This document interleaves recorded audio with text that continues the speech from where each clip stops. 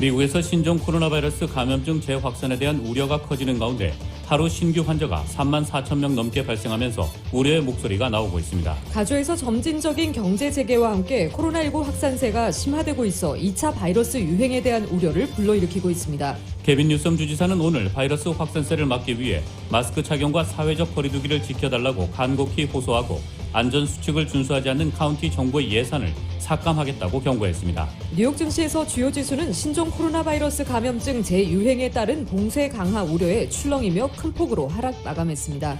뉴욕, 뉴저지, 코네티컷 주 정부가 내일부터 코로나19 확산세가 심각한 타주 지역 방문객들에게 14일 자가격리를 의무화한다고 밝혔습니다. 미국에서 신종 코로나 바이러스 감염증이 재유행하면서 캘리포니아주 디즈니랜드와 플로리다주 디즈니월드의 재개장을 늦춰달라는 청원이 확산하고 있습니다. 한인타운 복판 윌샤와 아드모어에 위치한 파라마운트 플라자 빌딩에서 코로나19 확진자가 나왔습니다. 코로나19 사태로 침체에 빠진 캘리포니아주 경제가 나이키형의 느린 회복을 보일 것이라고 경제학자들이 전망했습니다. 유시 등 가준의 공립대학의 입시와 공공기관에서 직원 채용 시 소수계를 우대하는 어퍼머티브 액션 제도 부활 여부가 오는 11월 선거에서 가주 주민 투표로 결정되게 됐습니다. 트럼프 대통령이 인터뷰를 통해 제2차 경기부양 현금은 분명히 지급될 것이라며 액수는 매우 후한 수준이 될 것이라고 밝혔습니다. 캘리포니아주 이뇨 카운티 산간마을 론파인에서 남동쪽으로 10.5마일 떨어진 곳에서 오늘 오전 10시 40분경 5.8의 지진이 발생했습니다. 흑인 조지 플로이드 사망 사건이 일어난 미네소타주 미니애폴리스의 경찰서장이 플로이드의 죽음을 살인이라고 규정했습니다. 오는 11월 대선에서 재선에 도전하는 트럼프 대통령이 여론조사에서 민주당 대선 후보인 조 바이든 전 부통령에게 14%포인트 차이로 뒤지는 것으로 나타났습니다. 내일 LA 지역 오전에 구름 끼다가 차차 맑아집니다. LA 지역의 내일 낮 최고 기온 78도, 밤 최저 기온 62도입니다. 이상은 이 시간 주요 뉴스입니다. 이 시간 주요 뉴스는 품격은 퍼스트 클래스, 가격은 비즈니스, 아시아나 비즈니스 스위트로 퍼스트의 편안함을 누리십시오. 아시아나 항공 제공입니다.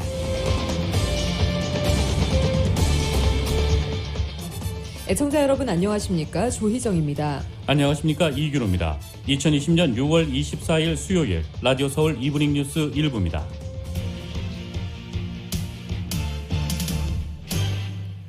일부 첫 소식 전해드리겠습니다. 미국에서 신종 코로나 바이러스 감염증 재확산에 대한 우려가 커지는 가운데 하루 신규 환자가 3만 4천 명 넘게 발생하면서 정점이었던 4월 수준으로 올라섰습니다. 워싱턴 포스트와 CNN 방송은 인구가 가장 많은 캘리포니아주를 비롯해 플로리다, 사우스캐롤라이나, 오클라호마주 등 4개 주에서 이들 신규 환자가 코로나19 사태 후 최고치를 기록했다고 보도했습니다. 캘리포니아주에서는 신규 환자가 7,149명 나오며 최고치를 경신했습니다. 이는 종전 최고치인 전날에 5,019명에서 42%나 증가한 것입니다. 병원 입원 환자는 전날보다 7% 상승하며 거의 5,400명에 달했습니다. 플로리다주에서도 가장 많은 5,511명의 신규 환자가 보고됐습니다. 텍사스주에서는 전날 코로나19 사태 후 가장 많은 5,489명의 신규 환자가 나왔습니다. 종전 최고치인 지난 20일에 4,430명을 크게 웃도는 수치입니다. 병원 입원 환자도 일주일 전에 2,158명에서 거의 4,100명으로 치솟았습니다. 애리조나주에서는 이날 79명이 코로나19로 사망해 하루 사망자로는 최고치를 기록했습니다. 이 반면 감소세를 보이는 곳은 뉴욕, 매사추세츠주 등 14개 주에 그쳤고 이 중 감소율이 50% 이상인 곳은 코네티컷주 한 곳뿐이었습니다. FDA 국장 스콧 고틀립은 CNBC에 출연해 텍사스, 캘리포니아, 플로리다, 애리조나주의 병원들은 필수적이지 않은 수술을 다시 보류하는 방안을 심각하게 검토해야만 할 것이라고 경고했습니다. 미국에서 신종 코로나 바이러스 감염증 재유행 공포 속에 오는 10월까지 6만 명이 더 희생될 수 있다는 전망이 나왔습니다. 워싱턴대 의과대학 보건계량 분석연구소는 10월 1일까지 미국의 코로나19 사망자가 약 18만 명에 도달할 수 있다는 예측을 내놨습니다. 다만 이 연구소는 95%의 미국인이 마스크를 착용한다면 사망자 수는 14만 6천 명까지 줄어들 수 있다고 당부했습니다. 크리스토퍼 머레이 연구소 소장은 봉쇄령이 내려졌던 주들이 개방에 나서고 하고 있는 와중에 미국이 대규모 유행병과 씨름하고 있다는 건 분명한 사실이라고 지적했습니다. 머레이는 이 같은 미국의 재확산 추세가 8월 말쯤 시작해 9월에 악화할 것이라고 전망했습니다. 이날 미국에서는 일일 신규 확진자 수가 3만 6천 명에 육박하면서 정점을 찍었던 지난 4월에 3만 4,203명을 넘어서는 하루 기준 최고치를 기록했습니다. 특히 인구가 많은 텍사스주, 플로리다주, 캘리포니아주에서만 각각 5천 명이 넘는 확진자가 쏟아져 나왔습니다. 잔스 호킨스대에 따르면 미국의 누적 코로나19 확진자 수는 237만 1,422명이며 사망자는 12만 1,870명으로 집계됐습니다. 가주에서 점진적으로 경제 재개와 함께 코로나19 확산세가 심화되고 있어 2차 바이러스 유행에 대한 우려를 불러일으키고 있습니다. 개빈 뉴섬 주지사는 오늘 바이러스 확산세를 막기 위해 주민들에게 마스크 착용과 사회적 거리 두기를 지켜달라고 간곡히 호소하고 안전수칙을 준수하지 않는 카운티 정부의 예산을 삭감하겠다고 경고했습니다. 임준현 기자입니다. 24일 캘리포니아 주에서는 신규 확진자 수가 7,149명이 나오며 최고치를 경신했습니다. 전날 신규 확진자 수가 하루 6,600명을 넘어 일일 최고치를 기록했는데 이를 경신한 것입니다. 특정 지역이 아닌 가주 전역에 걸쳐 확진자가 늘어나고 있어 코로나 바이러스 2차 웨이브가 예상보다 빨리 올 것이라는 우려를 불러일으키고 있습니다. 개빈 뉴섬 주지사는 24일 브리핑을 통해 지난 2주 새 가주에서 코로나 바이러스 입원 환자의 수가 29%가 늘었다고 밝혔습니다. 중환자실 입원 환자 수는 18%가 늘었습니다. LA 카운티에서는 지난주 사흘 연속으로 2,000명이 넘는 확진자가 보고되는 등 확진자 수가 급증하다 24일에는 일일 확진자 수가 1,260명으로 상당폭 줄어들어 안도의 숨을 돌렸습니다. 하지만 병원에 입원한 확진자 중 27%가 중환자실에 입원한 것으로 드러났습니다. 산타클라리타 카운티는 23일 기준으로 121명의 확진자가 나왔는데 이는 코로나 팬데믹이 한창이던 3월과 4월의 일일 최고치를 넘는 수치입니다. 산타클라리타 카운티 보건국은 코로나 확진자가 더 많이 나오는 이유는 테스트 기회가 많아진 것도 있지만 한편으로는 그만큼 바이러스가 우리 사회 가운데 널리 퍼져 있다는 것을 반영하는 것이라면서 확진자 수가 급증할 수도 있다고 우려했습니다. 벤츄라 카운티는 지난주 하루당 85명의 코로나 바이러스로 인한 환자가 병원에 입원한 것으로 보고되었는데 이는 마찬가지로 코로나 팬데믹이 한창이던 4월에 비해 67%가 늘어난 수치입니다. 샌디에이고 카운티는 지난 일요일과 월요일 각각 300명이 넘는 확진자가 나와 일일 최고치를 기록했습니다. 코로나 확산이 심해지자 런던 브리드 샌프란시스코 시장은 마사지 팔러, 네일샵의 영업 재개 등 경제 회복을 위한 3단계 비즈니스 오픈 계획을 당초 계획했던 6월 29일에서 7월 중순으로 연기시켰습니다.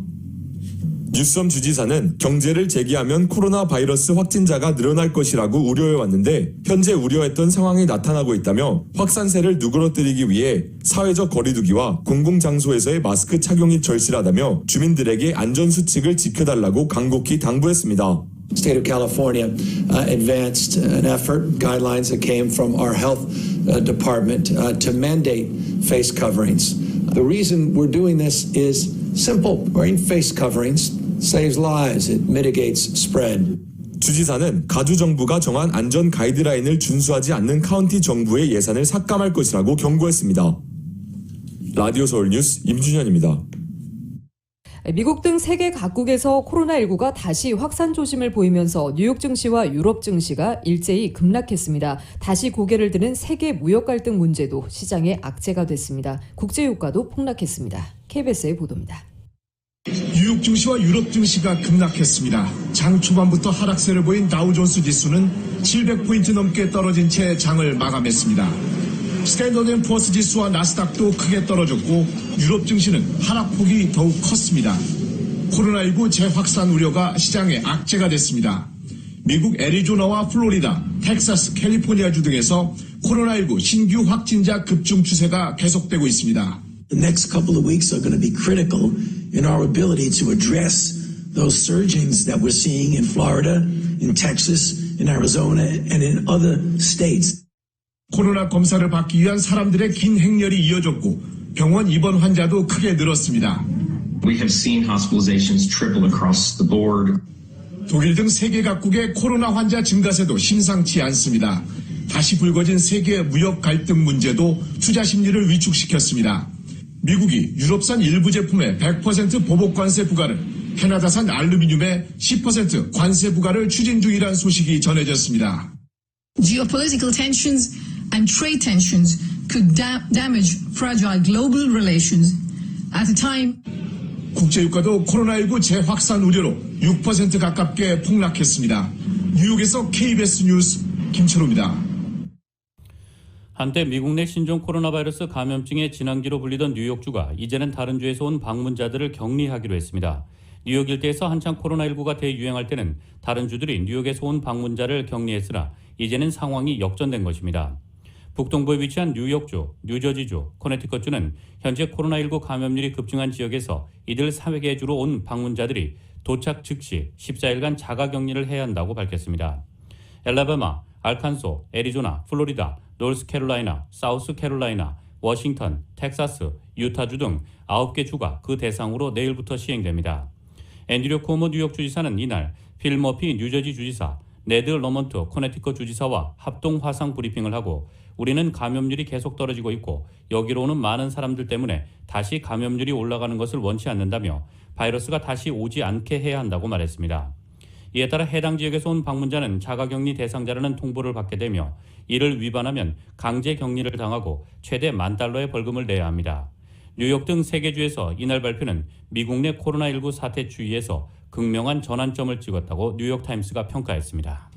미국에서 신종 코로나 바이러스 감염증이 재유행하면서 디즈니랜드 캘리포니아주에 있는 디즈니랜드와 플로리다주 디즈니월드의 재개장을 늦춰달라는 청원이 확산하고 있습니다. CNN 방송은 오늘 디즈니랜드 재개장을 늦춰달라는 고객들의 청원이 5만 명에 육박했다고 보도했습니다. 지난 10일 온라인 청원 사이트 체인지에는 익명의 한 고객이 코로나19 2차 유행이 우려되는 상황에서 디즈니랜드 문을 다시 여는 것은 무책임하고 탐욕스러운 조치라며 재개장 연기를 요구하는 글을 올렸습니다. 5만 명 서명을 목표로 개설된 이 청원에는 현재까지 4만 9천여 명이 동참했습니다. 이 청원에 서명한 사람들은 디즈니가 직원과 손님의 목숨을 담보로 도박을 하고 있다. 테마공원은 비필수 사업장이라는 댓글을 달았습니다. 최근 플로리다주에서 코로나19가 재확산하자 디즈니월드 직원들도 재개장 연기를 촉구하는 청원에 나섰습니다. 이 청원은 현재 7천여 명의 서명을 받았습니다. 월트 디즈니는 다음 달 11일부터 디즈니월드와 디즈니랜드 등의 테마파크를 단계적으로 개방할 예정입니다.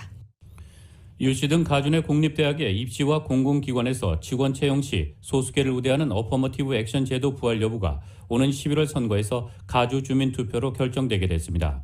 가주 상원은 오늘 찬성 30대 반대 10으로 어퍼머티브 액션 부활안인 SCA5를 오는 11월 선거에 주민 발의안으로 붙이기로 가결했습니다.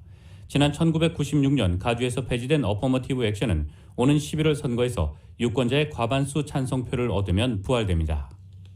코로나19 사태로 침체에 빠진 캘리포니아주 경제가 나이키형의 느린 회복을 보일 것이라고 경제학자들이 전망했습니다. 스포츠 브랜드 나이키의 로고처럼 경기가 급격한 저점을 찍은 후 횡보하다 느리게 회복한다는 의미입니다. 보도에 정현호 기자입니다.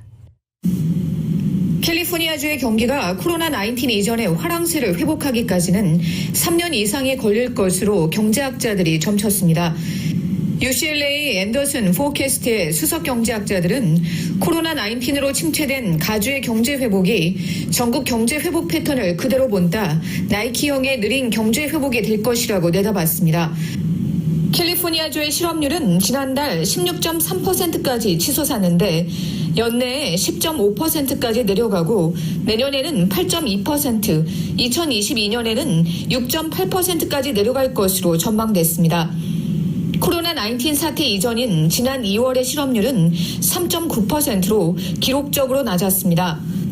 뱅크 오브 웨스트의 스캇 앤더슨 수석 경제학자는 특히 레저와 무역 부분에서 가주의 경제 회복 속도는 전국보다 더 느릴 것으로 점쳤습니다.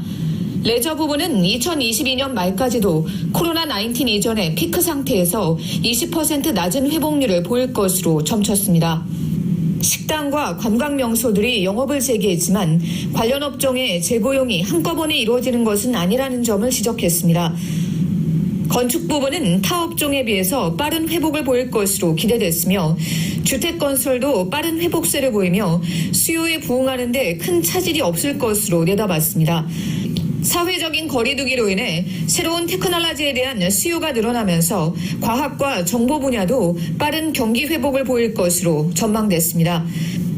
전반적으로 업체들의 신규 고용은 더디게 이루어질 것으로 전망됐습니다. UCLA 경제학자들은 올 한 해 기업체의 총 평균 임금이 9.3%가 하락했다. 내년에 0.4%가 늘어나고 2022년에는 6.6%가 늘어날 것으로 예상했습니다. 라디오 서울뉴스 정현호입니다. 윌셔와 아드모어에 위치한 파라마운트 플라자 빌딩에서 코로나19 확진자가 나왔습니다. 코로나19 팬데믹 가운데 타운 내에서는 저소득층과 시니어들을 위해 도시락을 기부하는 따뜻한 기부 행사가 이어졌습니다. 타운 뉴스 임준현 기자가 전합니다. 한인타운 복판 윌셔와 아드모어에 위치한 파라마운트 플라자 빌딩에서 코로나19 확진자가 나왔습니다. 파라마운트 플라자 건물 관계자는 23일 파라마운트 플라자 건물 입주자들에게 보낸 공문서에서 3580 윌셔 블러버드 건물 15층에서 일하던 직원 또는 방문객 중 한 명이 코로나19 확진 판정을 받은 것으로 보고받았다고 밝혔습니다. 파라마운트 플라자 건물은 코로나 바이러스 감염 확산을 막기 위해 건물 내 손잡이와 엘리베이터 버튼, 전등 스위치 등에 주기적으로 소독을 진행하고 있다고 밝혔습니다. 코로나19 팬데믹 속에 타운에서 저소득층 가정과 시니어들을 위해 도시락을 기부하는 따뜻한 온정의 손길이 이어졌습니다. 24일 이유케어 클리닉이 클리닉 주차장에서 저소득층 한인과 지역 주민들에게 본샤브가 준비한 도시락 800인분을 나눠줬습니다. 이날 행사에는 LA 한인타운을 관할하는 마크 리들리 토마스 LA 카운티 슈퍼바이저와 이유케어 클리닉 에린박 소장, 본샤브 이승훈 대표가 참여했습니다. 이유케어는 지난 4월 중순부터 2달 동안 서류 미비자와 저소득층에게 식료품 상자 300개, 노인층에 식사 1,500인분을 전달했습니다. 한편 와코 돈가스는 코로나19 팬데믹 지속으로 어려운 시기를 겪는 한인 커뮤니티 시니어들과 저소득층을 위해 한인타운 청소년회관 KYCC에 돈가스 도시락 100개를 기부했습니다. 앞서 KYCC는 지난 4월 1일부터 음식과 식료품 배달 캠페인을 시작해 총 10,000개가 넘는 도시락을 한인타운 내 가정에 전달했습니다. 타운 내 식당과 기업, 정치사무실 등 31개가 넘는 협력단체들이 참여한 KYCC의 음식과 식료품 배달 캠페인은 오는 30일에 종료됩니다. 뱅크 오브 호프 뉴욕 그레이트 넥 지점이 24일 지점 오픈 10주년을 맞이해 기념 배너와 축하 장식으로 지점 내부를 장식하고 지점을 방문한 고객들에게 마스크와 손 세정제가 담긴 구디백을 증정하며 기념일을 축하했습니다. 그레이스 오 지점장은 뱅크 오브 호프 그레이트 넥 지점은 뉴욕 롱아일랜드 지역에 처음 생긴 한인은행으로 지난 10년간 많은 성장을 이뤘다며 앞으로도 직원들과 좋은 팀워크를 가지고 고객 위주의 서비스 제공을 위해 최선을 다하겠다고 말했습니다. 라디오 서울뉴스 임준현입니다. 도널드 트럼프 대통령이 인터뷰를 통해 제2차 경기부양 현금은 분명히 지급될 것이라며 액수는 매우 후한 수준이 될 것이라고 밝혔습니다. 그동안 백악관 경제참모들이 제2차 현금 지급 계획을 밝힌 적은 많았지만 트럼프 대통령이 이를 공식적으로 확인한 것은 이번이 처음입니다. 트럼프 대통령은 22일 뉴스와의 방송 인터뷰에서 국민들의 다시 현금을 보낼 계획이 있냐는 질문에 그렇다라고 답한 뒤 우리는 또 다른 경기부양 패키지를 준비하고 있으며 매우 좋고 매우 후한 패키지가 될 것이라고 말했습니다. 이어 이번 법안은 양당의 합의로 마련될 것이며 앞으로 2주 안에 확정돼 발표될 것으로 본다고 덧붙였습니다. MBC 뉴스 등은 이와 관련해 오는 7월 3일부터 17일까지 2주간 개최 예정인 연방상원 전체회의에서 추가 경기 부양안의 윤곽이 결정될 것으로 예상하고 있습니다. 연방상원에서 부양안이 결정되면 표결을 거쳐 8월 8일 이전에 상하 양원에서 법안이 통과돼야 합니다. 연방의회는 이후 9월 8일까지 한 달간 휴회에 들어가게 됩니다.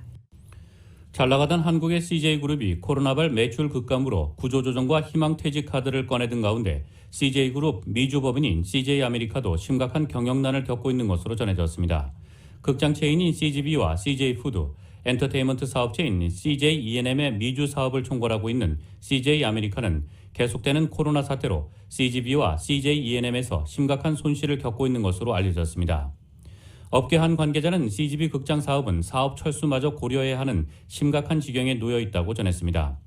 CGV는 특히 한국 본사가 베트남과 터키 등지에서 벌인 무리한 확장으로 해마다 적자를 낸다가 코로나19 사태로 매출이 급격히 하락한 가운데 미국에서는 현재 3개월째 문을 열지 못하면서 2분기 매출은 사실상 제로를 기록했습니다. CJ아메리카가 그간 추진했던 무리한 투자도 현재 경영 상태의 발목을 잡고 있는 것으로 업계 관계자는 지적하고 있습니다. 한편 업계 관계자들은 미국 식품회사인 펩시와 켈로그에서 관리 경력으로 CJ 아메리카에 부임했던 신 대표가 치열한 마케팅이 필요한 미국 시장에서 현재의 난국을 타개하기 힘들 것이라며 특히 CGV와 CJ E&M에서의 실적 전환은 기대하기 어려울 것이라고 말했습니다. 캘리포니아주 시에라네바다 산맥 동쪽에서 오늘 규모 5.8의 지진이 발생했습니다. 지질조사국은 오늘 오전 10시 40분경 캘리포니아주 이뇨 카운티 상간마을 론파인에서 남동쪽으로 10.5마일 떨어진 곳에서 지진이 발생했다고 밝혔습니다. 진앙은 세코야 국립공원과 데스밸리 국립공원 중간 지점으로 진원의 깊이는 3마일입니다. 이번 지진이 발생한 지역은 원스밸리 단층이 지나는 곳으로 1872년 3월 규모 7.9의 강진이 이 지역을 강타했습니다. ABC 방송에 따르면 현재까지 인명, 재산 피해가 보고되지 않았지만 진동은 세크라멘토와 로스앤젤레스 등 캘리포니아 전역에서 감지됐습니다. 현지 매체 세크라멘토비는 이번 지진으로 암석들이 굴러떨어지면서 시에라네바다 산악 지역에서 우르릉거리는 소리가 났다고 말했습니다. 흑인 조지 플로이드 사망 사건이 일어난 미네소타주 미니애폴리스의 경찰서장이 플로이드의 죽음을 살인이라고 규정했습니다. 미니애폴리스 경찰서장 메다리아 에러돈도는 플로이드의 목을 무릎으로 찍어 누른 전 경찰관 데릭 쇼비는 당시 자신이 무엇을 하는지 알고 있었다며 왜냐하면 그가 자세에 의한 질식사를 방지하기 위한 특정 훈련을 받았기 때문이라고 말했습니다. 에러돈도는 쇼빈의 상관이자 플로이드의 사망 사건 뒤 쇼빈을 포함해 사건에 연루된 경찰관 4명을 해고한 인물입니다. 에러돈도 서장은 플로이드의 죽음은 훈련 부족 때문이 아니다라며 쇼비는 자신이 무엇을 하는지 알고 있었다고 설명했습니다. 에러돈도 서장은 그 경찰관들은 무슨 일이 일어나는지 알았다. 한 명은 의도적으로 이를 저질렀고 나머지는 이를 방지하지 못했다며 이는 살인이었다라고 강조했습니다. 미니애폴리스 경찰은 사람이 엎드린 채로 몸이 눌리면 제대로 숨을 쉬지 못해 질식사하는 것을 방지하기 위한 훈련을 하는데 쇼빈이나 당시 현장에 있던 또 다른 전 경찰관 투 타오는 모두 이 훈련을 받았다고 밝혔습니다. 미니애폴리스 경찰의 이런 입장 발표는 지역 일간 스타트리뷴의 질의에 대한 답변으로 나온 것입니다. 오는 11월 대선에서 재선에 도전하는 트럼프 대통령이 여론조사에서 민주당 대선 후보인 조 바이든 전 부통령에게 14%포인트 차이로 뒤지는 것으로 나타났습니다. 뉴욕타임스는 시에나 대학과의 공동 여론조사에서 오늘 대선이 열린다면 누구에게 투표할 것이냐는 질문에 트럼프 대통령은 36%를 얻은 데 비해 바이든 전 부통령은 50%를 획득했습니다. 이번 여론조사는 지난 17일에서 22일 유권자 1,337명을 대상으로 이뤄졌습니다. 바이든 전 부통령은 여성은 물론 남성 유권자들 사이에서도 트럼프 대통령의 우위를 보였습니다. 바이든 전 부통령이 흑인과 히스패닉, 대학을 졸업한 백인들로부터 트럼프 대통령을 앞섰고 트럼프 대통령은 백인, 특히 대학을 나오지 않은 백인들로부터 우위를 지켰습니다. 연령대별로는 바이든 전 부통령이 18세에서 34세, 35에서 49세, 65세 이상 유권자들로부터 더 많은 지지를 얻었고 트럼프 대통령은 50에서 64세 유권자들 사이에서 근소한 우위를 보였습니다. 뉴욕타임스는 바이든 전 부통령이 백인 유권자들 사이에서도 지지세를 넓히고 있다면서 이번 여론조사 결과에 대해 트럼프 대통령이 현재 확실히 불리한 경쟁자라는 표시라고 평가했습니다. 도널드 트럼프 대통령이 지명해 상원의 인준을 받은 연방 법관이 오늘 200명이 됐습니다. 다른 대통령들보다 빠른 속도입니다. 트럼프 대통령과 공화당은 핵심 정책이 법정 공방으로 비화하는 경우를 대비해 보수 성향 판사들로 공석을 속속 채워왔고 이를 주요 치적으로 홍보해왔습니다. 워싱턴 포스트와 CNN 방송에 따르면 미 상원은 이날 트럼프 대통령의 200번째 연방 판사 지명자인 코리 윌슨을 플로리다와 조지아, 엘라베마와 텍사스 등 남부 지역을 관할하는 연방 고등법원 판사에 인준했습니다. 이로써 미 전역 연방 고등법원의 공석이 다 채워지는 기록이 40여 년 만에 세워지게 됐습니다. 미국에서는 연방법관을 대통령이 지명하고 상원의 인준을 거치도록 합니다. CNN은 이날 인준으로 트럼프 대통령이 2명의 대법관과 53명의 2심 법원 판사, 143명의 1심 법원 판사, 2명의 미 국제무역법원 판사를 임명하게 된 것이라고 설명했습니다. 국무부에서 한국과 일본 관련 업무를 맡고 있는 마크 네퍼 부차관보가 북한의 외교의 문이 열려 있다고 밝히며 대북 외교를 위한 한미 협력을 강조했습니다. 북한이 압박 행보를 이어가다가 대남 군사 행동 계획 보류를 발표한 상황에서 나온 미국의 첫 반응입니다. YTN의 보도입니다. 네퍼 미 국무부 부차관보는 아시아 소사이어티가 주최한 화상 세미나에서 북한에 대해 외교의 문은 열려 있다고 거듭 강조했습니다. 북한과 여전히 대화할 준비가 되어 있다는 겁니다. 그러면서 미국은 진심으로 1차 북미 정상회담이 열린 2018년 6월로 돌아가고 싶어 한다고 말했습니다. 또 북핵 문제를 외교적으로 해결하기 위해서는 한국과 손을 맞잡고 일해야 한다고 덧붙였습니다. 볼턴 전 보좌관이 회고록에서 한미 양국의 대북 외교를 비난한 데 대해서는 애둘러 반박했습니다. 북한과의 협상에 대해 한국과 매우 생산적이며 깊은 대화를 했다면서 이를 자랑스럽게 여긴다고 말했습니다. 또 이는 한미 사이에 신뢰가 있고 동맹이고 친구이기에 가능한 일이라고 강조했습니다. 볼턴 전 보좌관의 폭로로 북핵 협상 무용론과 한미 관계의 균열이 생기지 않도록 사전 차단에 나선 것으로 풀이됩니다. 한미 방위비 분담 협상과 관련해서는 미국이 상당한 양보를 한 것으로 여겨진다면서도 합의에 이를 길을 찾을 것이라 확신한다고 말했습니다. 미국이 상당한 양보를 했다며 한국 정부의 유연성을 공개에 압박해온 것보다는 다소 완화된 입장으로 해석됩니다. YTN 김영근입니다.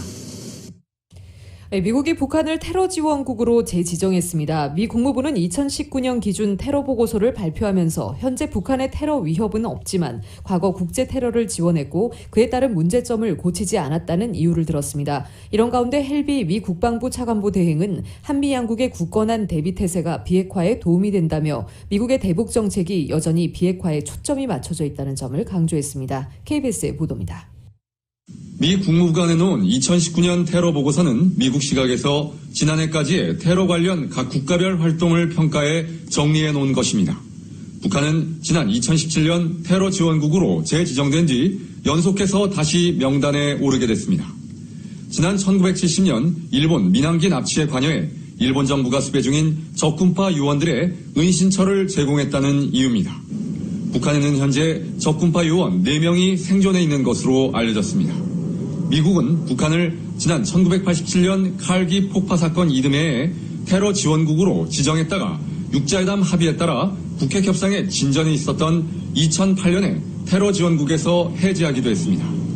미 국무부의 이번 보고서는 303페이지에 달하는 방대한 분량이지만 북한 관련은 한 페이지도 채 안 되는 짧은 언급에 그쳤습니다.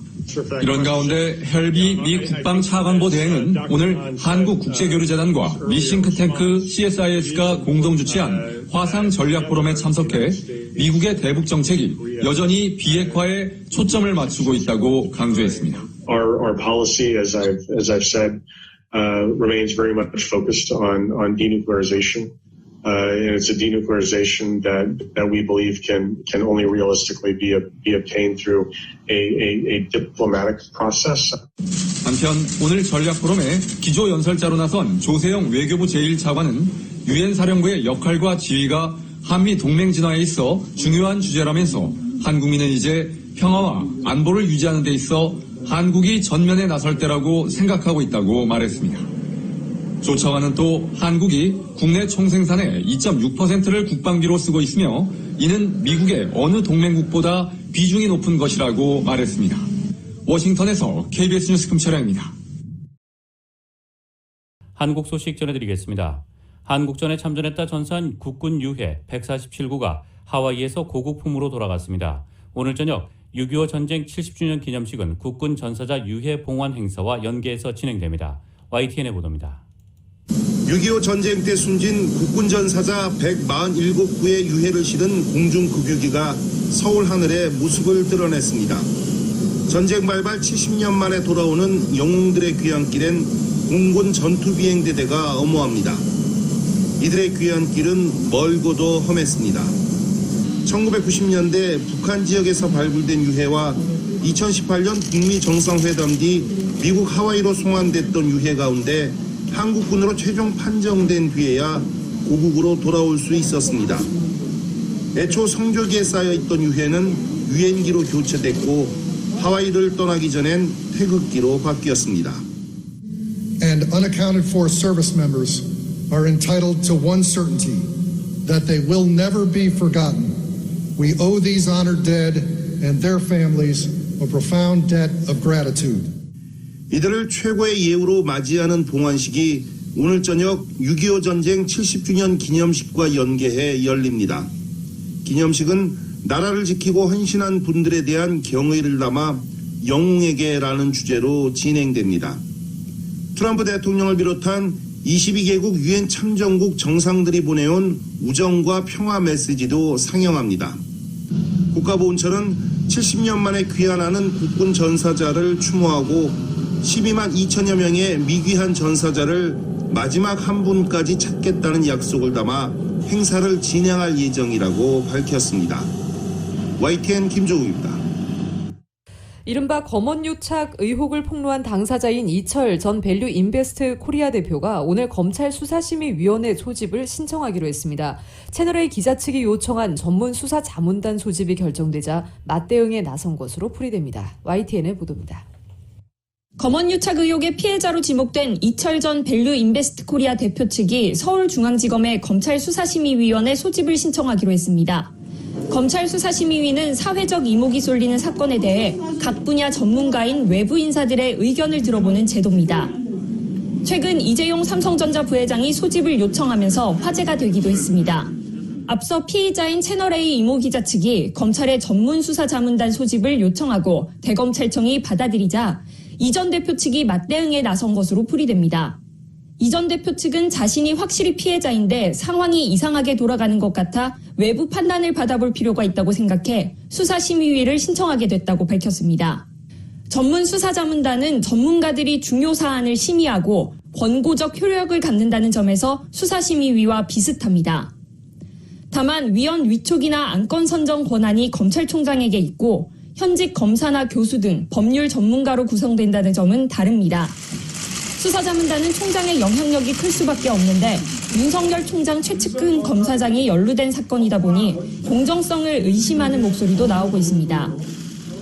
이 때문에 이 전 대표 측도 자문단이 어떤 결론을 내릴지 몰라 수사심의위 판단을 받아보자는 취지라고 설명했습니다.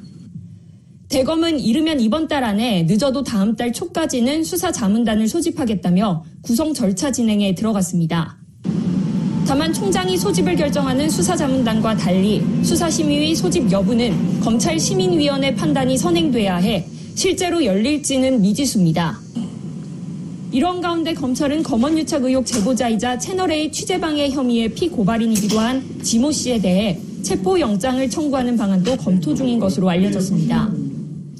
지 씨는 2차례 소환조사에 불응하면서 자녀 입시비리 의혹 등으로 고발된 나경원 전 의원을 조사하면 출석하겠다고 밝혔는데 검찰은 불응 사유가 정당하다고 보기 어렵다고 판단한 것으로 전해졌습니다. 검언유착 의혹 수사를 두고 검찰 안팎에서 갈등이 불거지는 가운데 사건 관계인들이 잇따라 외부 판단을 받겠다고 나서면서 대검과 수사팀의 고민이 더욱 깊어질 것으로 보입니다.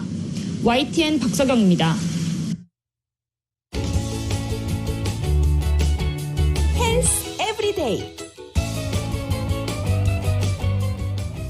반짝이는 검은 머리카락도 시간이 지나면 푸석푸석 윤기가 사라진 회색 혹은 흰색 머리카락이 됩니다. 머리카락 색은 왜 변할까요? 스타일크레이즈닷컴 등의 자료를 토대로 흰머리 관련 상식 3가지를 알아봅니다. 첫 번째, 흰머리는 왜 생길까요? 모낭에는 멜라닌이라는 색소가 있습니다. 이 색소 덕분에 흑색 혹은 갈색 등의 머리 빛깔을 띠게 됩니다. 그런데 나이가 들면서 이 색소의 양이 점점 줄어들고 이로 인해 머리카락 색이 빠지고 회색 혹은 흰색이 됩니다. 회색이나 흰색 머리카락은 검은색 머리카락보다 외피가 얇습니다. 따라서 물이나 햇빛, 화학물질 등의 자극에도 약합니다. 쉽게 건조해지고 머리끝이 갈라지고 빗자루처럼 거칠어지는 이유입니다. 젊은 나이임에도 불구하고 회색 머리카락이 급격히 늘어난다면 스트레스가 많은 업무, 또 말 안 듣는 자녀 등을 원인으로 생각할 수 있지만 무엇보다 유전자의 영향이 큽니다. 몇 살부터 회색 머리카락이 나기 시작할지 또 얼마나 빠른 속도로 흰머리에 점령당할지는 유전자가 결정한다는 것입니다. 만약 부모가 30대에 이미 머리카락의 상당 부분이 회색빛을 띠었다면 본인도 그럴 가능성이 높습니다. 흰머리가 인종별로 차이가 날까요? 보통 백인은 30대 중반부터 회색머리가 나기 시작하는 반면 아시아인은 30대 후반부터 이런 경향을 보입니다. 반면 아프리카인은 40대 중반에 이를 때까지 머리색이 잘 변하지 않습니다. 건강상 이상이 있을 때도 머리카락 색이 밝아집니다. 비타민 B12 부족, 갑상선 질환이나 일부 종양, 백반증 등이 머리카락 색을 바꿉니다. 흡연과의 연관성도 있습니다. 흡연은 머리부터 발끝까지 신체 모든 부위에 부정적 영향을 미칩니다. 즉 머리카락도 예외가 아니라는 것입니다. 마지막 세 번째, 흰머리는 쏙쏙 뽑아야 할까요? 대답은 흰 머리카락은 뽑지 않는 편이 좋다는 것입니다. 같은 자리에 다시 회색 혹은 흰색 머리카락이 자랄 가능성이 높습니다. 또 머리카락을 뽑는 과정에서 모낭이 손상을 입어 머리카락이 점점 가늘어집니다. 그만큼 머리카락이 다시 날 확률도 줄어듭니다. 미관상 큰 문제가 없다면 그대로 두는 편이 낫다고 전문가들은 조언하고 있습니다. 헬스 에브리데이.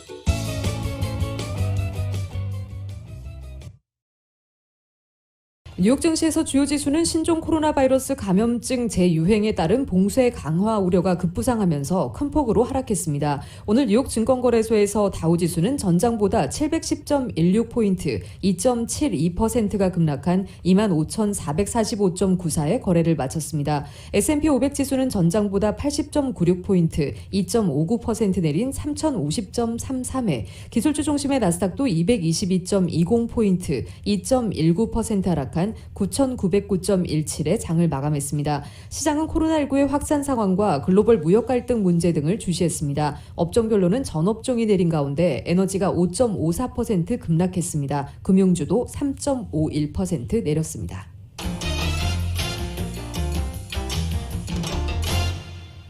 국제유가가 오늘 급락했습니다. 뉴욕 상업거래소에서 8월 인도분 서부 텍사스산 원유는 전날보다 배럴당 5.9% 내린 38.01달러의 거래를 마쳤습니다.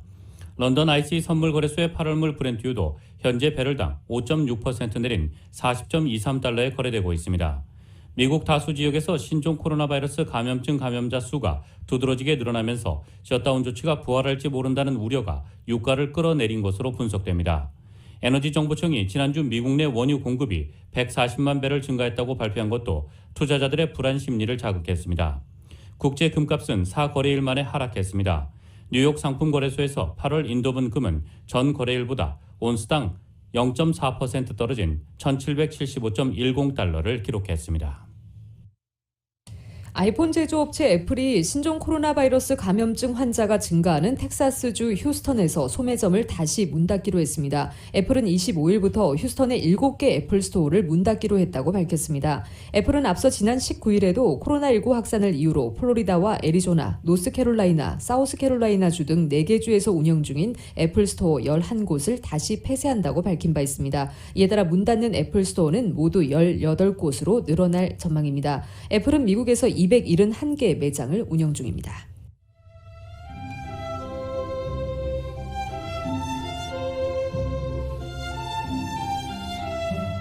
함께 이겨나가겠습니다. 언제나 힘이 되는 은행, 당신의 비즈니스 뱅킹 파트너 CBB뱅크 제공 6월 24일 수요일 오늘 밤과 내일 날씨입니다. 목요일은 내일까지 오늘 같은 날씨 패턴이 반복되겠고 낮 기온 오늘과 비슷하겠습니다. 금요일부터는 보다 맑아집니다. 주말인 오는 일요일부터 다음 주 중에는 낮 최고 기온이 예년 기온을 밑돌면서 이번 주보다 조금 선선해지겠습니다. 다음 주 월요일에는 아침 한때 일부 지역에 이슬비 소식과 함께 LA 다운타운의 낮 최고 기온이 70도 중반까지 내려앉으면서 최근 들어 가장 선선한 날씨 보일 것으로 기상청은 전망합니다. LA 한인타운의 내일 낮 최고 기온 78도, 밤 최저 기온 62도입니다. 오렌지 카운티 지역 78도, 63도, 밸리와 인랜드 엠파이어 지역 102도, 66도, 해안 지역 69도, 60도입니다. LA 지역 오늘 밤 약간 흐린 가운데 5에서 10마일대 바람, 밤 최저 기온 63도입니다.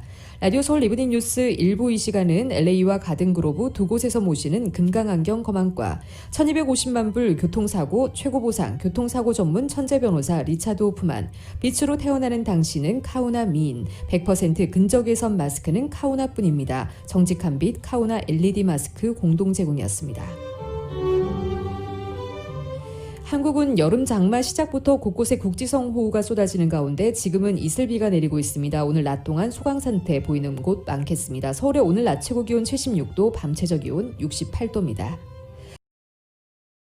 이상으로 2020년 6월 24일 수요일 라디오 서울 이브닝 뉴스 1부 2부 마칩니다. 지금까지 진행의 이균호, 조희정이었습니다. 행복한 저녁 보내시기 바랍니다. 고맙습니다.